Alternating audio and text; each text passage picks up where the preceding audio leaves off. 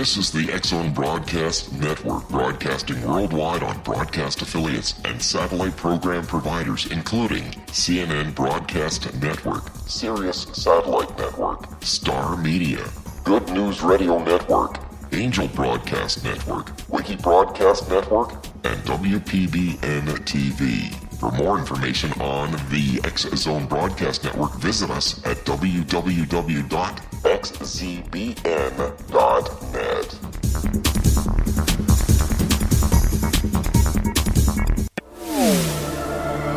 The X-Zone Radio Show with Rob McConnell is largely an opinion talk show.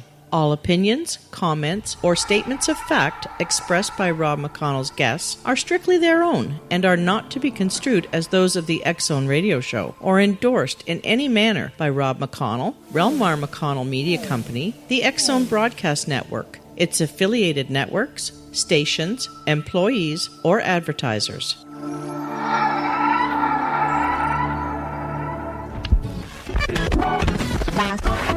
All Hit Radio.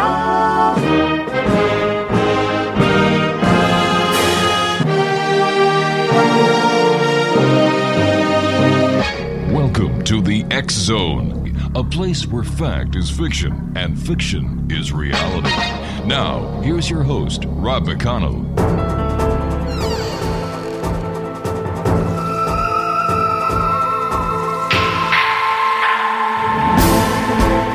Good evening, one and all, and welcome to the X-Zone. My name is Rob McConnell, and for the next 4 hours, I am your host. I am your guide as together we cross the time-space continuum, this that I call the X-Zone. It's a place where people dare to believe and dare to be heard. It's a place where fact is fiction and fiction is reality. And the X-Zone comes to you Monday through Friday from 10 p.m. Eastern until 2 a.m. Eastern, all around the world on our broadcast affiliates, broadcast networks, and of course on our very own X-Zone Broadcast Network at www.xzbn.net. If you'd like to check us out on social media sites, X-Zone Radio TV. Our main radio website is xzoneradiotv.com. And like I just said, for the network that we broadcast on 724-365 with a variety of hosts, a variety of different topics, www.xzbn.net. My guest this hour is Dr. Robert Williscroft. He is a retired submariner, diver, scientist, businessman, adventurer, author. He spent 22 months underwater, a year in the equatorial Pacific, 3 years in the Arctic, and a year at the geographic South Pole conducting atmospheric research. He has appeared on dozens of radio talk shows and nationally on the Michael Medved Show, CNBC, Fox News, just to name a few. Robert is the author of the Amazon bestseller Operation Ivy Bells, a semi-biographical Cold War submarine espionage techno-thriller. And his books are all available on Amazon.com. And what I'd like to do is get right into the meat of this interview. And Dr. Robert Williscroft, thank you for joining us to the X-Zone, and welcome to the X-Zone Nation. Thank you very much. It's my delight to be here. Tell us a little bit about yourself, sir. Well, I was born in a small town in Montana. Mm-hmm. My folks had escaped German Poland just before the war commenced, the Second World War. They were American missionaries, 20-somethings over there. They settled down in eastern Montana where I was born, and as soon as it was possible, they went back to Europe in 1950, where I and my younger sister grew up, first in Switzerland and then in Germany. I went to the States after about 11 years of growing up in Europe and did a little bit of college, joined the Navy, became a submariner, and things sort of proceeded from there. Wow. Where did you get your love for science from? That's really an interesting question. Although I grew up in a family that was very religious and very fundamentalist in perspective, mm-hmm. My parents had the awesome insight to give me the freedom to read what I wanted to. I can recall my mom would tell me when I was younger that before I read a book, she wanted to look at it, and if I was old enough to understand it, she'd let me read it. And otherwise, she'd ask me to wait a little bit, and she never failed in that, and she never failed to let me read. And I just became totally fascinated with the world of science and the world of science fiction, which kind of links to it, as long as it's hard science fiction. And I just went from there. I covered the whole field. How many years did you spend as a submariner? Well, I spent the better part of 7 years in submarines, in and out of submarines, and 22 months of that time was actually spent underwater. Wow. Not sequentially, but in total time underwater. It was a period started in the early 1960s and went forward into the early 1970s. I suspect that most of your listeners have seen the movie or read the book, The Hunt for Red October. Oh, definitely, yeah. Yeah, I'm sure you remember the black sonar technician, the precocious, smart, wise-ass sonar technician, Jonesy. Right. Well, that was me. Except for skin color, I was Jonesy to a T. Wow. And I got lucky and was selected for a scholarship to the University of Washington and a commissioning program, and went back into submarines as a commissioned officer. So I saw it from both sides and spent a really exciting few years doing that. All right, Doctor, please stand by. You and I have to take our first break. Exonation Dr. Robert Williscroft is our special guest, www.robertwilliscroft.com. This is the X-Zone. I am Rob McConnell. This is a place where people dare to believe and dare to be heard 7 days a week, 7/24, 365 on the X-Zone Broadcast Network. Whatever you do, don't go away.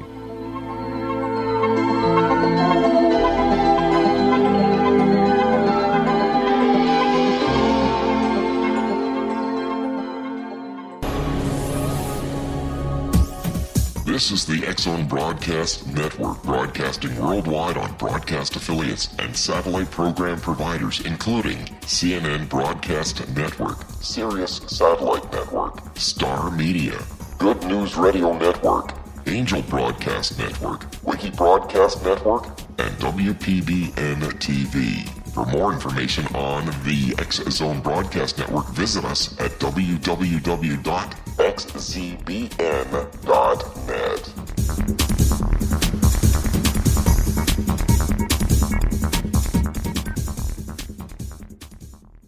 How would you like to be able to read other people's minds? Well, the next best thing is here. When you know how to read a person's name, you know how the person thinks, feels, and behaves.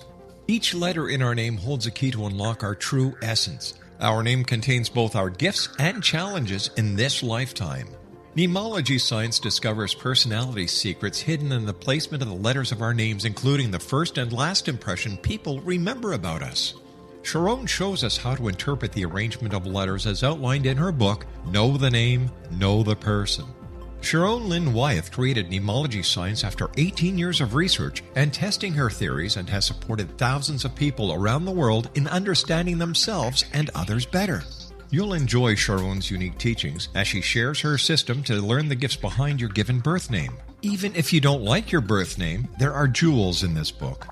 If you're thinking of changing your name, ready to name your child, or wanting to get along better with others, this is the book for you. If you'd like to improve your relationships and change your life for the better, get the book today, Know the Name, Know the Person, or visit www.knowthename.com. That's www.knowthename.com.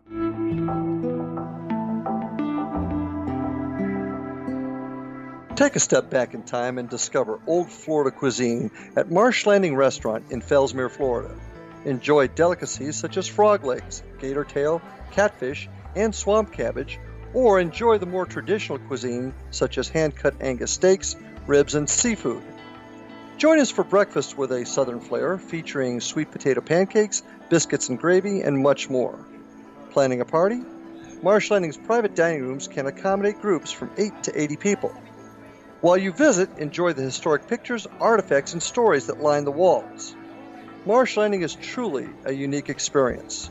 Marsh Landing Restaurant, 44 North Broadway in historic downtown Fellsmere, or visit marshlandingrestaurant.com. Marsh Landing, Old Florida cuisine at its best.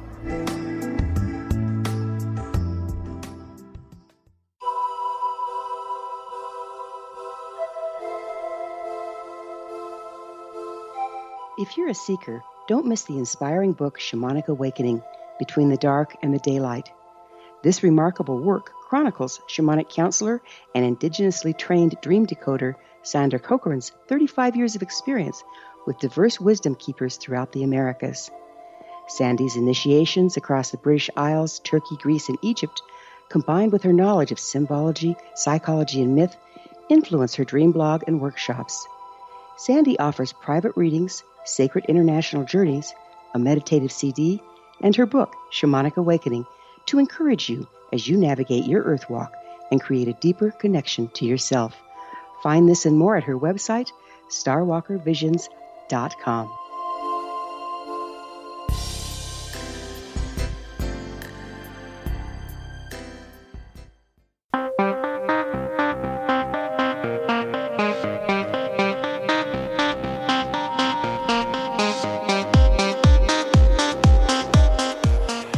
And welcome back, one and all. Dr. Robert Williscroft is our special guest. www.robertwilliscroft.com is his website address. And I must ask you, Dr. Robert, you made a reference to that wonderful movie where Sean Connery was defecting with a Russian nuclear sub, The Hunt for Red October. You mentioned that you were Jonesy, the somewhat brash, brazen, yet ever so faithful audio sonar person. Am I to understand from that the Hunt for Red October was a real movie based on fact, or are you just putting yourself as the same kind of person as Jonesy was? I am putting myself in the same capacity as Jonesy. All right. The story was a story. It is a novel. Those events did not happen. In fact, I have some interesting insight into how the story was actually written. But Tom Clancy had an old submarine chief petty officer working with him. Mm-hmm. They had laid out on the living room floor in his home one of these naval war games. And they were, as he was putting together the plot, they would set up the scenario on this large grid and then roll the dice, and that would determine the direction of the story, unless it didn't fit the plot he had in his mind, and then they'd roll the dice again. Oh, wow.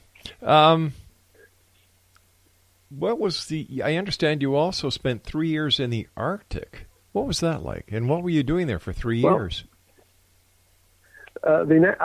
I had transferred from the Navy into the National Oceanic and Atmospheric Administration Commissioned Corps, mm-hmm. and the NOAA was in the process of establishing a biologic and ecological baseline for the entire Arctic region, the Bering Sea, the coastline of Alaska, and up along the Bering Sea and into the Arctic Ocean itself. And to do that, you got to put people out there. You got to take measurements. You've got to take samples of the wildlife in order to determine from stomach content and parasite content exactly where they fit into the whole food chain. And we spent 3 years doing this. Well, NOAA spent probably the better part of 12 or 13 years doing it, but I participated in depth for 3 years. And we would push our way up into the Arctic ice pack in the Bering Sea, mm-hmm. and fly out on helicopters, get way out in the ice pack, and take the samples and do other interesting things. For example, I had my own private research project. We went about 100 miles up into the ice. The helicopter landed. We blew a hole in the ice, and I took several fellows, and we dove down through the hole underneath the ice pack and took measurements to get some sense of how the ice grows from the bottom. When you take a look at what is happening to the ecological destruction of the planet, how does that make you feel? Well, I guess I have some reservations about whether or not that's the way to describe it. All right. How would you describe it, sir? We You've been there, I You know, haven't. we certainly have. We've had some impact on the planet, especially on a local basis. One of the best examples I could give you is the Los Angeles basin with the local pollution, which was just horrific. We've managed to correct that somewhat. The whole Arctic situation with the polar bears and the Arctic ice melting and so forth, this was an unfortunate misunderstanding that was used for political purposes. It really shouldn't have been.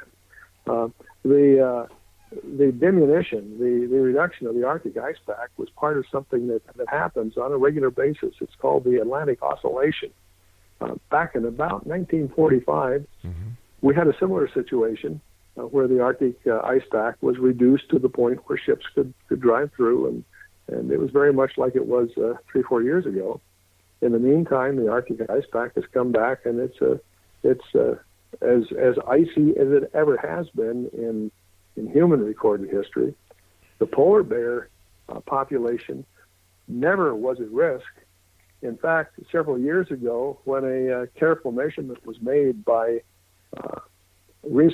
biological researchers from NOAA and from Canada, from your own government, it was determined that of the 13 specific branches of polar bears, all but one had increased, not decreased, and the only one that had decreased because human populations had moved into their regular hunting zones, and so they pulled back, and the overall population of that particular branch went down a little bit. So it's pretty much of a myth that's been used by people who have political agendas, and it's kind of too bad because there's real science there, and there's real facts and real information, and it's unfortunate that people twist them for their own uses rather than simply helping everybody understand what's really going on. So it seems that, if I'm understanding you, the entire concept of global warming is not real? It's not the way it really is? It's real in the sense that the planet goes through periodic variations. We've learned, let me interrupt myself to say that when I came out of the South Pole, I and everybody who was down there were convinced, because of our carbon dioxide measurements and because of the models we were using at that time, we were convinced that humans were actively and dramatically affecting the overall global temperature, and we were concerned about it. But not too long, and this was in the early 1980s, and in the mid-80s, a couple of guys were up on the Greenland ice sheet, and they took some cores going, as you go down in the ice, you go back in history, and they went back about 750,000 years.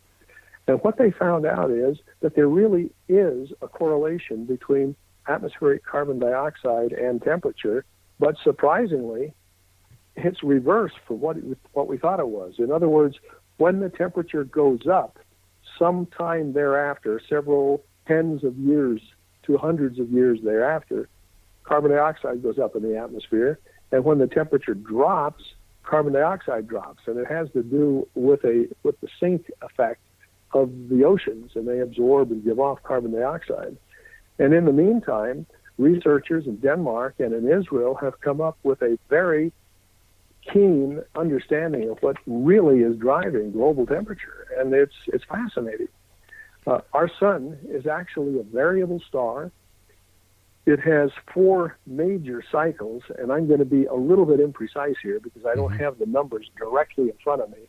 But one of the cycles is about 11 years, one is about 90 years, one's about 400 years, and one's about 1,500 years. Those are rough numbers, but it approximates.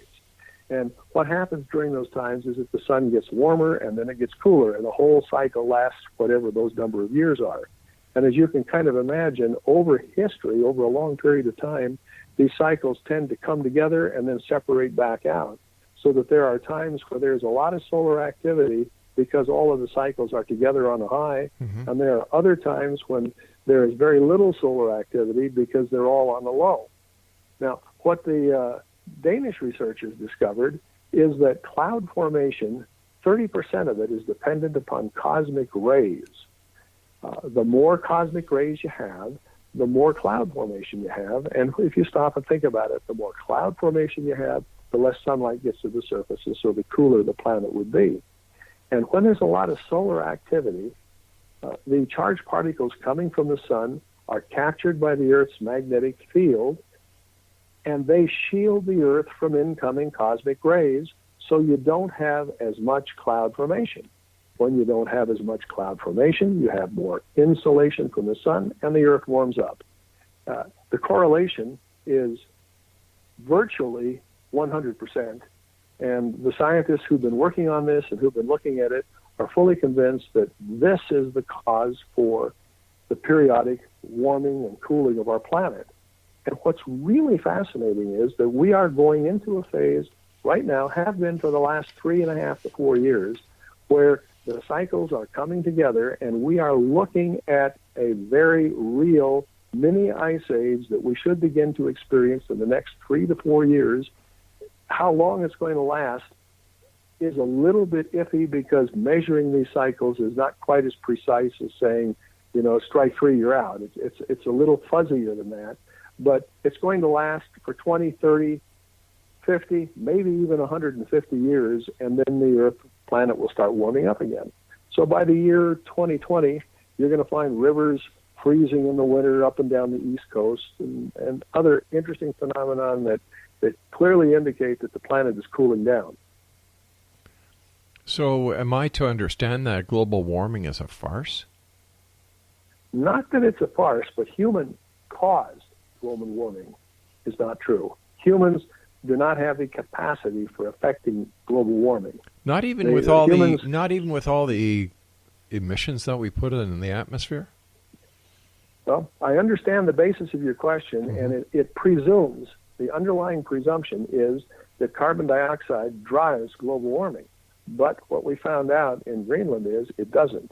What drives global warming is the amount of charged particles coming from the sun that are captured by the Earth's magnetosphere, as I described a few moments ago. No disrespect, Doctor. No disrespect, but why is it that other members of the scientific community are saying the exact opposite to what you're saying?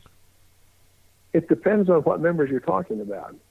There's a whole group of atmospheric scientists, atmospheric physicists, and atmospheric chemists who have been studying this problem for a long time, and they all, in fact, it's their research that I rely upon for what I'm telling you about. And in my book, The Chicken Little Agenda, in the second edition, I go into some detail on this, and I supply the research and the papers and the references and so forth. But the scientists you're talking about who don't agree are not scientists who've been researching the problem.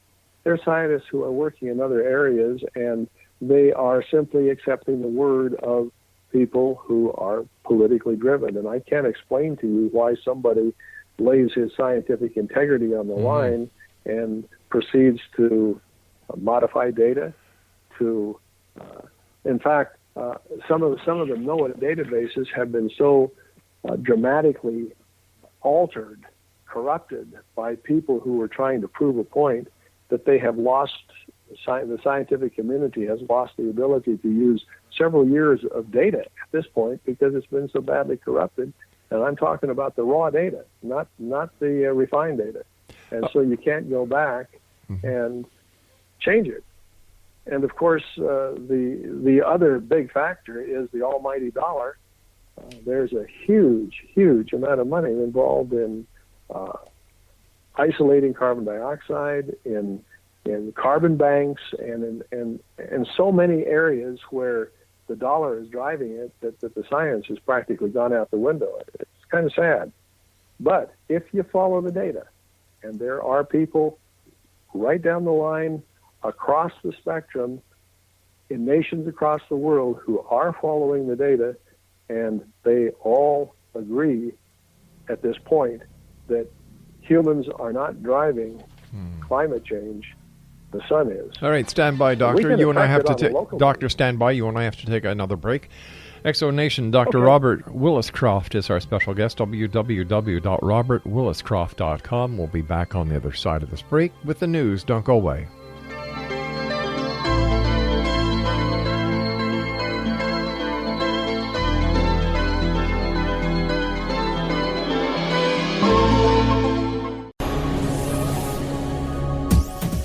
This is the X-Zone Broadcast Network, broadcasting worldwide on broadcast affiliates and satellite program providers, including CNN Broadcast Network, Sirius Satellite Network, Star Media, Good News Radio Network, Angel Broadcast Network, Wiki Broadcast Network, and WPBN TV. For more information on the X-Zone Broadcast Network, visit us at www.xzbn.net.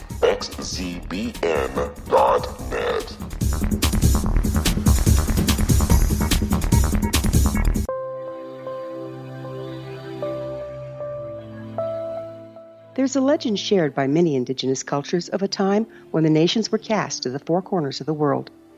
Each nation was given a body of sacred knowledge that held a different portion of the truth to preserve. True reality could not be known until all the nations reunited, combining the information. If a single one was missing, the world could not be reborn and darkness would prevail. The Science of Magic Radio is dedicated to reuniting the sacred knowledge. With the understanding, none of us has all the answers, but together we can open new perceptions and possibilities. Through our combined vision, the world can be reborn into a place where darkness no longer prevails. Join me, Gwilda Wiyaka, and the Science of Magic daily on the X-Zone Broadcast Network, xzbn.net, or visit us at thescienceofmagic.net.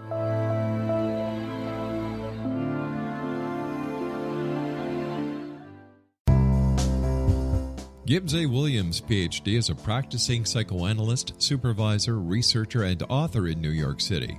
Much of his life has been dedicated to understanding nature and the uses of meaningful coincidences or synchronicities. His radical and original non-Jungian, non-mystical, non-magical theory of synchronicities illuminates much of the fog surrounding this challenging and perplexing topic. His ideas and manners are fresh, presented in a style that is both entertaining and highly informative. He is also an expert on crisis intervention, specially focused on violence reduction for the police and citizens, mastering anxiety, frustration, and stress without the use of medication, and effectively preventing and treating heroin addiction. Dr. Williams can be contacted at his email address at gwwilliamsny11@aol.com or visit his website at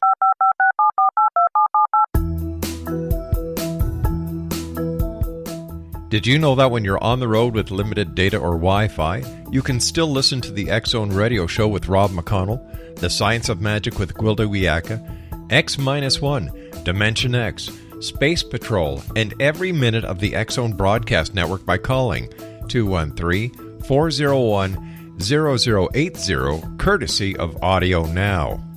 No smartphone, app, or internet needed. It saves your data plan, and it's free if you have unlimited minutes. Call 213-401-0080 to listen on any phone, anytime, anywhere. Remember 213-401-0080 for the best of the paranormal, parapsychology, and sci-fi radio programming anywhere, 24/7, 365.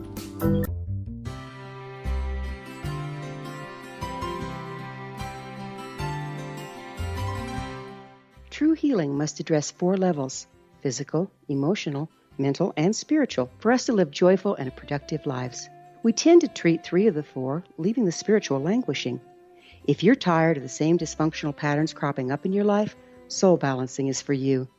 Trixie Phelps, owner and founder of Soul Balancing, is a naturally gifted energy healer trained in numerous esoteric forms, including shamanism. Trixie has created a powerful modality that safely and effectively clears your energetic field. A soul balancing session can remove interference, heal trauma, and restore your hope.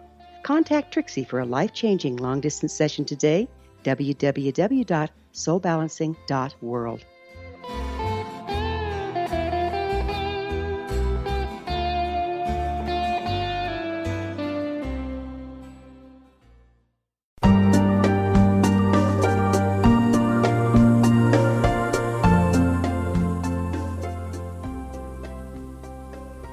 Exonation Dr. Robert Williscroft is our guest this hour, www.robertwilliscroft.com.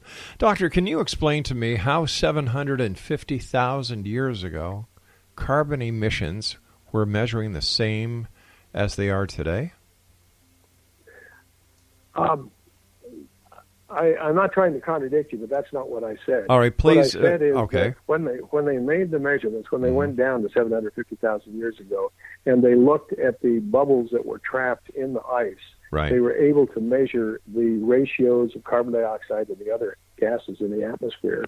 And by moving forward and backward from any given point, they were able to determine with other indicators what the global temperature was approximately and what the carbon dioxide level was approximately. All right, let me see if I understand this correct. The Earth is surrounded by our atmosphere, right? Mm-hmm. Okay. Anything that goes into the atmosphere cannot go out into space. It cannot fade away.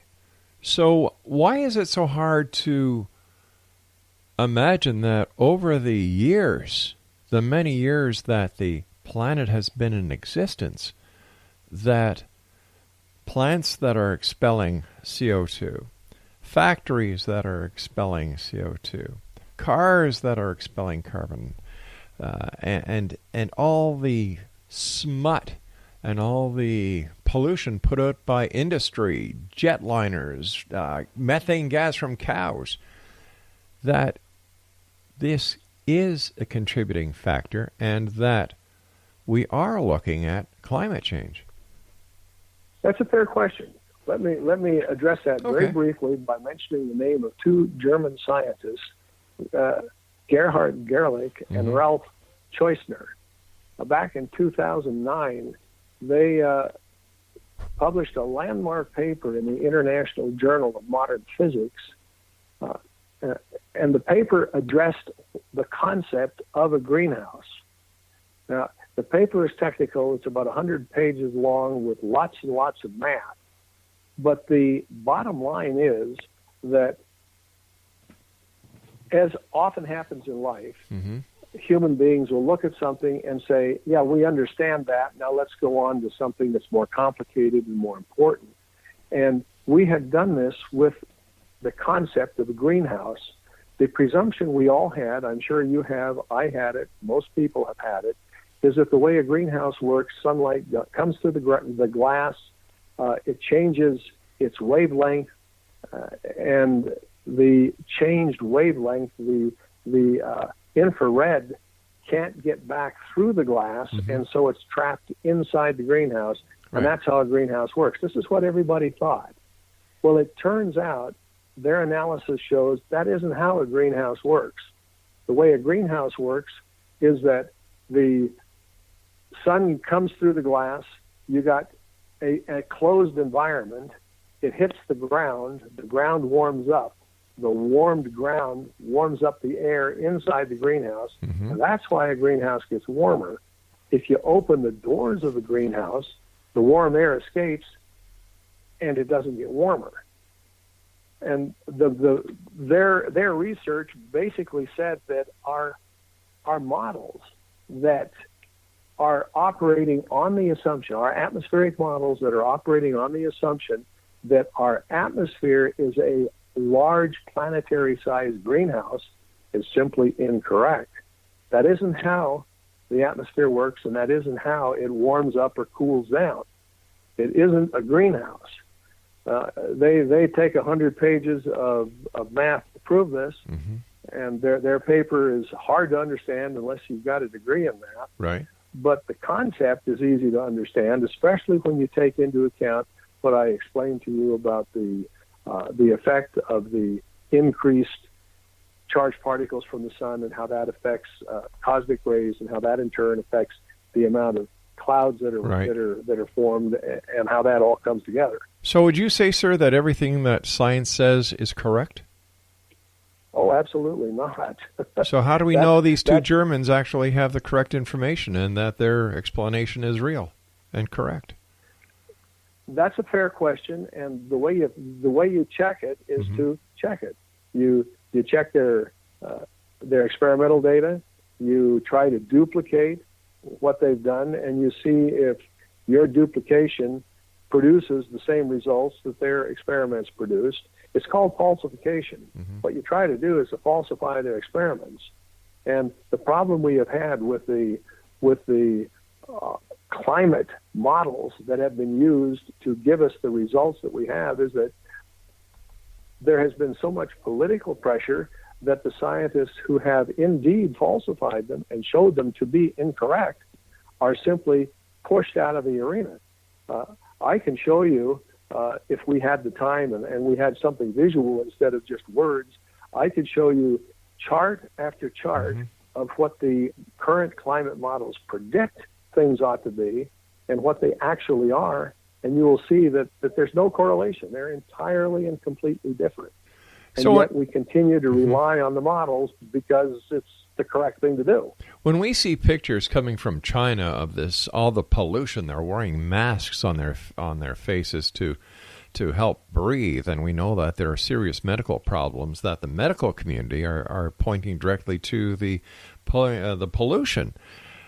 How do we, as non-scientists, how do we say, well, you know what, they're telling, science is saying that, you know, greenhouse effect isn't real, that climate control or climate change isn't really happening, and we look at the pictures of China today compared to 20 years ago, totally different pictures.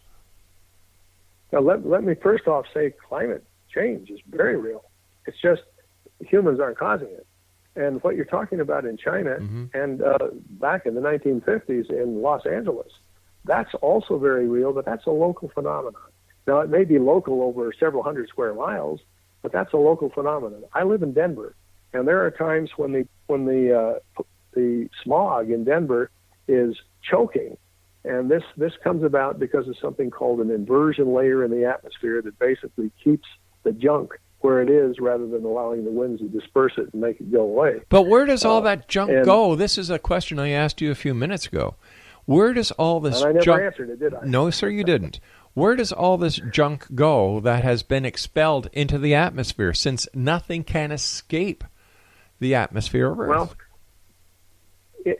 it doesn't escape the atmosphere, but it's part of a cyclical action, and it gets absorbed by plants, it gets absorbed by the oceans, it gets converted by bacteria in the ground, and over time it comes back into the atmosphere as oxygen or as carbon dioxide or even as nitrogen. The whole process of nature is a chemical clearinghouse that, if we don't overload it on a local basis, will keep our atmosphere clean and healthy and good for us. But even at our worst, even at the very worst that humans can put out, what we're putting into the atmosphere can't affect the total planet. Our planet is huge. The amount of air and the amount of water is so large that it's kind of like spitting in the ocean when you talk about the effect that humans are having on it. There are local effects, but the global effects simply are exaggerated beyond all measure. I will agree with you that Mother Nature, in her infinite wisdom, developed this cleansing mechanism. However, was Mother Nature expecting all the man-made pollutants that are now being spewed into the atmosphere? How does she? That's a fair question. Yeah, I'm a fair guy. Remember when we had leaded gas? Remember that? Yep. And it turned out that we found lead showing up in places no one ever expected it to. We were having an effect there, and we had to change our behavior in order to get that lead level back down to a level that nature could handle without further input from us. On the other hand, you may recall a book written back in the 1960s called Silent Spring, where we were talking about DDT and the awful effect, I'm saying in quotes, the awful effect that DDT was having planet-wide. And we stopped using DDT, right? And as a result, malaria, which we had almost completely conquered, is now a scourge across the planet. And it turned out, in retrospect, that DDT was not the big problem that the author of Silent Spring thought it was. See, there we jumped to conclusions and made a mistake. with lead in our environment, we didn't make a mistake. We got it right. And there are other areas where we got it right, and we have taken actions to make our environment, especially on a local and a regional basis, more compatible. All right, let's look at malaria for a second. What causes malaria? What is the cause of malaria? If we know DDT eradicates the possibility of malaria, what is the cause? Well, malaria is caused by a parasite that mosquitoes carry. And when a mosquito carrying the parasite bites you, when it stings you, when it takes your blood, it leaves behind the malarial microbe, and it festers in your system, and at some point, over a cycle, it will bloom, and you'll come up with a full-fledged malaria, and then your body's immune system hopefully will press it down, and then it keeps coming back and coming back, unless modern medicine can gain access to the person and completely eradicate it from their system. All right, so we're basically and saying that the DDT stopped it was by killing mosquitoes. Now, here's where I'm going with this. As industrialization progressed and we started polluting, isn't that when malaria started its vast incline, because the mosquitoes had more place to thrive, they had more place to breed? It's a fair question. I think it would take a great deal more data than either you or I have in front of us to be able to argue that one way or another. But I think it's an interesting question. It would be worthwhile investigating. But I can't really give you I can't give you any response to that would be anything more than a pure guess. We also know that diphtheria, the Black Plague, was caused by human pollution. So how can we not say then, Doctor, what we... Well, once again, wait a sec here. Wait a sec here. Hold on here. How can we say then that if pollution has been responsible, whether on a local basis or not, has been responsible for disease in the past, that what we are polluting the air with today is not leading us to a global problem? Something doesn't make sense here. We just can't have both sides of the coin.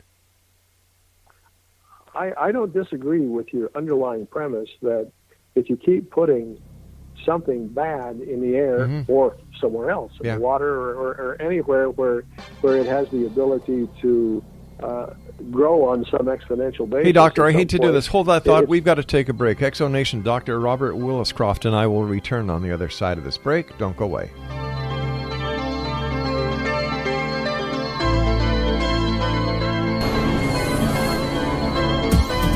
This is the Exxon Broadcast Network, broadcasting worldwide on broadcast affiliates and satellite program providers, including CNN Broadcast Network, Sirius Satellite Network, Star Media, Good News Radio Network, Angel Broadcast Network, Wiki Broadcast Network, and WPBN TV. For more information on the X-Zone Broadcast Network, visit us at www.xzbn.net.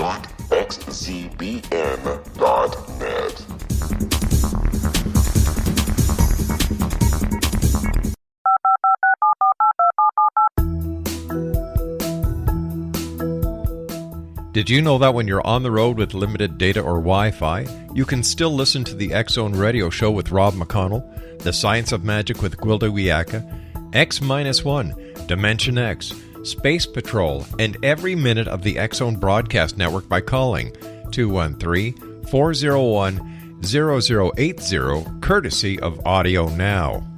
No smartphone, app, or internet needed. It saves your data plan, and it's free if you have unlimited minutes. Call 213-401-0080 213-401-0080 to listen on any phone, anytime, anywhere. Remember 213-401-0080 for the best of the paranormal, parapsychology, and sci-fi radio programming anywhere, 24/7, 365.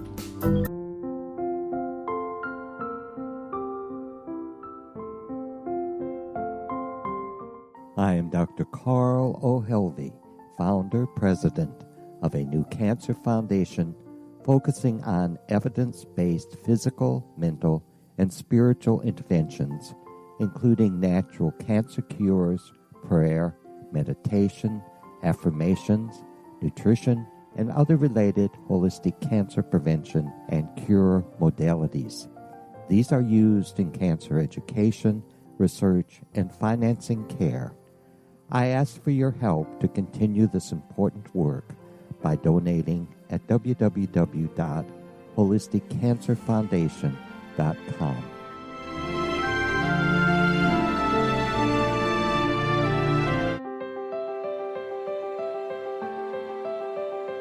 Wouldn't you love to know the secret to everything? I'm Dr. Kimberly McGeorge, and on The Secret to Everything, we will merge the practical with open investigation into all realms of the mysterious.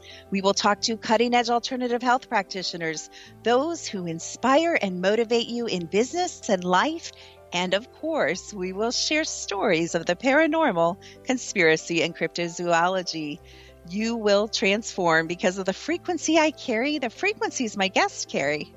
Life may never be the same after you listen to this program, for the secret to everything is for you, the listener, for those who desire more in every area of their lives and believe that it can still be found. Listen and discover thesecrettoeverything.com.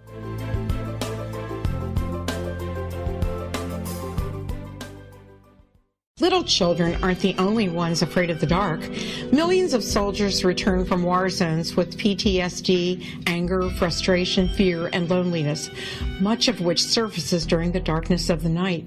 You have the chance to change the lives of these American heroes. Songs and Stories for Soldiers.us provides free MP3 players for these men and women. With a list of 3 million songs in 16 different styles, 100,000 audiobooks, and 30,000 old-time radio programs, every veteran can find something to soothe and comfort them at no cost. All our players contain an 8-hour audio program designed to help veterans fall asleep. With 1,500 plus vets now participating, it's our goal to deliver 10,000 audio players this year. Go to our website at songsandstoriesforsoldiers.us. Help us help a veteran make it through the night.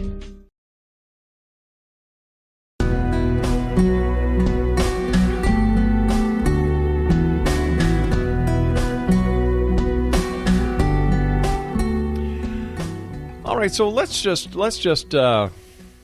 try to sum up the part that you and I have been talking about, the greenhouse effect, climate change, and what I perceive and many other people around this world perceive as to be caused by humans, caused by industrialization, caused by coal emissions, caused by carbon emissions. Is there a way that we can actually reverse what we have created? Well, the underlying presumption you're making is that we humans and our activities are causing climate change, and that is fundamentally untrue. However, we still have many things we can do to change our local and regional environments. Emissions from coal plants, for example, can be ameliorated by using mechanisms for cleaning the effluents from the coal plants, or we can avoid that entirely by using nuclear power plants, which don't have any bad emissions at all. They don't have any emissions. No, but they have bad effects. Look at Fukushima, for goodness sake, 3 Mile Island. Well, 3 Mile Island did not have a bad effect. I cover that in some detail in my book, The Chicken Little Agenda. 3 Mile Island worked just like it was supposed to. There was no radiation release, and the containment building worked just fine. The 3 Mile Island was caused by human error, which will probably not happen again because they changed their protocols.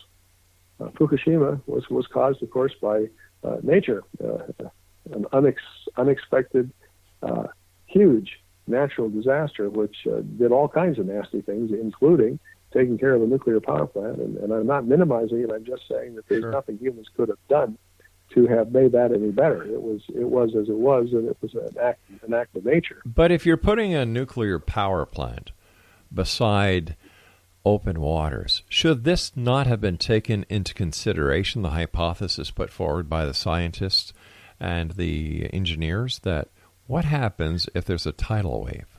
Like, wouldn't this make common sense? Again, like I've said several times in our conversation, I don't have a quarrel with what you just said. I think it should have been taken into account, and it clearly wasn't, and that turned out to be a problem. On the other hand, though, those who look at it from a different perspective say that kind of a tsunami is so rare that to remove the benefits of producing power through nuclear energy just because there might be a tsunami sometime is not realistic. In this case, they would have been wrong, but generally speaking, across the globe, they probably are right. What about the nuclear plant in Russia? Well, Chernobyl, I also discussed that in some detail in the Chicken Little agenda, but Chernobyl was caused through direct human error and intervention in the safety systems that were built up there.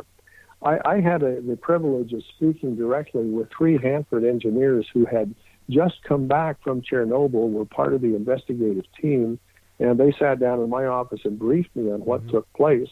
I can take a minute and give you a sort of the short version of what happened. Yeah, I'd love to hear it. There was I do not know the fellow's name, but there was an engineer in the overall system. He was not nuclear trained, but he'd come up with an idea that it would be possible to, and I have to interrupt a second, the Chernobyl plant was a kind of plant which is a little bit like an upside-down bowl with a ball on the top of it. If something goes wrong, the ball will roll off the bowl unless you have some type of containment to stop it from rolling off. Around the world, otherwise, nuclear power plants are more like a bowl that's right side up with the ball in the bottom, and if it rolls off the bottom, it goes back to the center of the bottom. In any case, they had to shut down the Chernobyl plant once a year to do housekeeping, clean the rods, and so forth. And during this time, they weren't producing electricity, and this was a big money loss to the committee that was running it. And this engineer came up with what seemed like a viable way to keep part of the plant online while part of it was being shut down. I'm not going to go into the details here, but if he had been nuclear trained, if he had gone through the whole educational process to become a nuclear engineer, he would have understood that couldn't work. But the people back in Moscow who were running it listened to him, and they gave him a chance to make it happen. Well, the first time he tried it, the plant just shut down on him, and it didn't work. And so he was facing the possibility of either going to Siberia for the rest of his life or making it work the second time. And the committee gave him the opportunity to do it a second time. And he went back and he ordered every single one of the 4 safety systems to be taken offline so that he could try out his experiment without the plant shutting down. So there were no safety measures at all in the system. And when he started his experiment to show how this would work, the plant did exactly what it was supposed to do if somebody does that, which it went into a runaway meltdown. And the ensuing disaster was a direct result of that. He died in the process. But you might find it interesting that despite all of the reports about the hundreds of thousands of people who were hurt and all of this, in fact, only 5 or 6 people died. There were only 30 or so people who suffered serious radiation burns, And there were no measurable long-term effects at all insofar as the United Nations Nuclear Energy Agency was able to measure it. I have the details of all that, again, at the end of the chapter on Chernobyl in my book, The Chicken Little Agenda. But it was blown way out of proportion. It should never, ever have happened. They should never have allowed this engineer anywhere near a nuclear power plant. All right, we've got a few minutes left, and I'd like to ask you this question. Why isn't science just going gun-ho with alternative energy? I don't understand why we don't have vehicles that do not need fossil fuel, why there aren't more wind turbines providing us electricity, why we're not using more tidal generators, why science isn't actually looking for better ways to use alternative energy than the old tried and true. Back in 1981, I presented a paper in Tokyo at the Third World Hydrogen Energy Conference where I was proposing solar power satellites that would beam energy to oceanic locations, turning seawater into oxygen and hydrogen, and then shipping the hydrogen to landside terminals where it would be piped to wherever it needed to be, replacing our electrical grid with hydrogen pipelines. And when hydrogen burns, it turns into water vapor. Right. It would have been a totally pollution-free method for producing power as much as we needed throughout the world with systems out in space, no pollution whatsoever. So we have thought about these things, but again, the almighty dollar or the yen or the yuan or the peso or whatever it is sticks its head into the equation and makes it very difficult. We've all seen wind farms, and wind farms are pretty cool, but the wind doesn't blow all the time, and you have to have some way of providing the energy when the wind isn't blowing, when the sun isn't shining. And there are ways, and I think with time we'll get there. And of course, nuclear power is one of those ways, but it has its problems, as we were just discussing. It's got big PR problems. I'm sorry, I missed that. It has a lot of, nuclear PR, energy has public relations problems. The public isn't for nuclear energy. Right. Yeah, it does.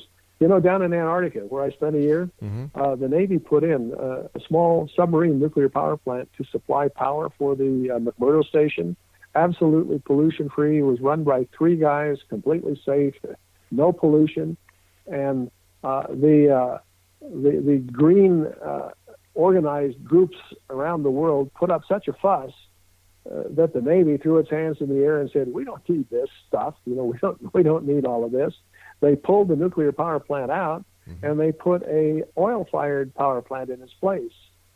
And now, over 100,000 square miles of pristine Antarctic wasteland are polluted from this oil-fired power plant that's producing power. So there are more than one side to this coin.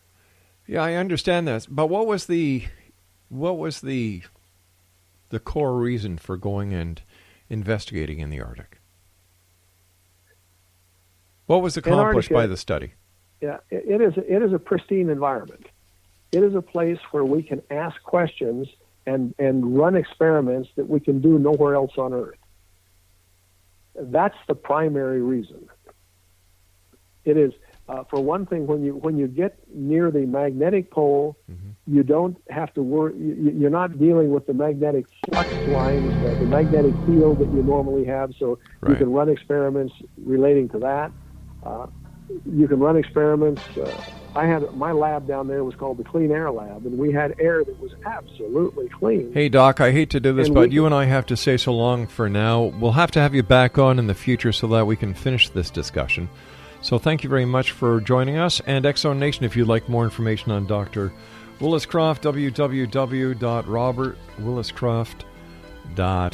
I'll be back on the other side of this commercial break as we continue here in the X Zone from our broadcast center in Hamilton, Ontario, Canada. Don't go away.